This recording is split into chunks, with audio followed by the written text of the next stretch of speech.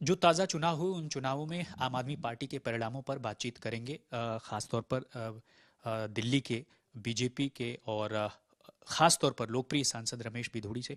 जिस तरह से देखा गया है कि आम आदमी पार्टी का प्रदर्शन अलग अलग राज्यों में उस स्तर का नहीं रहा जिस स्तर का प्रचार किया जा रहा था, इसमें आपकी क्या प्रतिक्रिया होगी? देखो, केजरीवाल साहब के अपने वक्तव्य थे, अपनी बातें थी कि जनता किसी भी व्यक्ति को 5 साल तक क्यों झेले।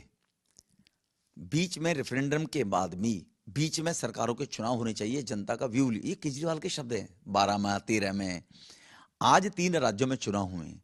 आज 3 राज्यों के चुनाव में नोटा से भी कम वोट आम आदमी पार्टी को तीनों राज्यों में मिला है। तीनों राज्यों में लगभग 150 सीटों पर, पौने 200 सीटों पर केजरीवाल साहब ने अपने उम्मीदवार उतारे हैं। सभी की जमानतें जब्त हो गई हैं और नोटा से भी कम वोट मिला है। और वो जाकर वहां प्रचार के अंदर, चाहे राजस्थान में वो गए, चाहे मध्य प्रदेश में वो गए, चाहे वो छत्तीसगढ़ में गए, उन्होंने पंजाब का मॉडल और दिल्ली का मॉडल का उद्गार रखे थे। वहां पर महिमा मंडित पड़ी थी। तो दिल्ली का मॉडल, पंजाब का मॉडल रिजेक्ट कर दिया गया है। तो केजरीवाल साहब के अंदर अगर थोड़ी बहुत भी गैरत है तो क्या इस विषय पर अब सोचेंगे कि दिल्ली की जनता और पंजाब की जनता केजरीवाल साहब को क्यों झेले। एक बार दिल्ली के अंदर भी बड़ा मन दिखाकर, वैसे तो वो लोगों से रेफरेंडम ले रहे हैं, मेरी बीवी को मैं मुख्यमंत्री बना दूंगा लालू की तरह, ये भी कह रहे हैं। लेकिन क्या केजरीवाल साहब उनके पुराने शब्द, आपके चैनल दिखा सकता है, आपके चैनल के माध्यम से उनकी पुरानी बातें दिखाकर, और ये नोटा से भी कम वोट मिला उनको, 1% से भी कम, ये दिखाकर उनके ऊपर दिखाया जाना चाहिए। नंबर 1। नंबर 2, वो बार बार कहते थे हमें परेशान किया जा रहा है, हमारी पार्टी को बदनाम खत्म करने की कोशिश की जा रही है, उनके रफूगर्बी सी भाषा को बोल रहे थे। तो अब केजरीवाल साहब का वक्तव्य क्या रहने वाला है?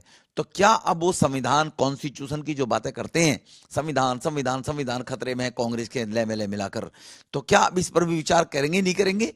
कि क्या वो भी अपनी कही बात और संविधान की इस बात के लिए चिंता करेंगे, नहीं करेंगे? ये भी केजरीवाल को सोचना चाहिए। ईडी का समन जब पहली बार आया था तो वो प्रचार करने गए थे मध्य प्रदेश में, उन्होंने कहा था कि मुझे प्रचार करना है इसलिए मैं शायद नहीं जाऊंगा। तो अब आपको क्या लगता है कि समन आएगा तो वो जाएंगे प्रचार करने? निश्चित जाना, नहीं जाएंगे तो जाना भी पड़ेगा जी।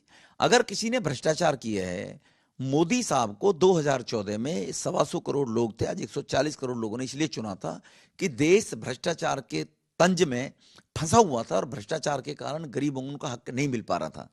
भ्रष्टाचार में 2G स्पेक्ट्रम, कोल घोटाला, कॉमनवेल्थ घोटाला, अरबों खरबों रुपए के जो भ्रष्टाचार होते थे, नेता जेल जाते थे, जमानत पर छूट कर आते थे। इसीलिए तो मोदी जी को लाया गया था। और मोदी जी कह रहे हैं अभी तो छोटी छोटी मछलियां हैं, बड़े मगरमच्छ पकड़े जाएंगे। तो जो भ्रष्टाचारी आम नागरिक होते हैं, बिजनेसमैन, व्यवसायी, उनके खिलाफ तो कार्रवाई होती है। तो क्या देश इस बात को नहीं मानता कि अगर पॉलिटिशियन भी भ्रष्टाचार करेगा तो उसके खिलाफ कार्रवाई नहीं होनी चाहिए?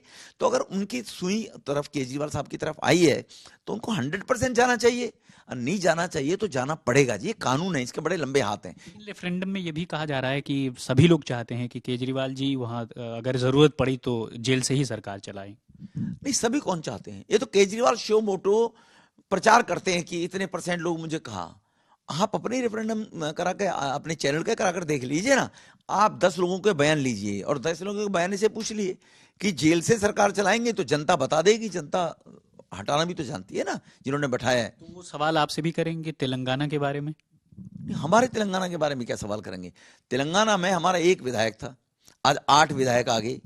हमने तो राइज किया है तेलंगाना में, हमारा वोट परसेंटेज बढ़ा है बीजेपी का। हमें तो, हम तो जो दुनिया में ठेकेदारी ओवैसी साहब लिया करते थे, उससे भी ज्यादा विधायक हमें तेलंगाना की जनता ने हमें चुनकर भेजा, हमें चुनकर दिया वहां पर जी।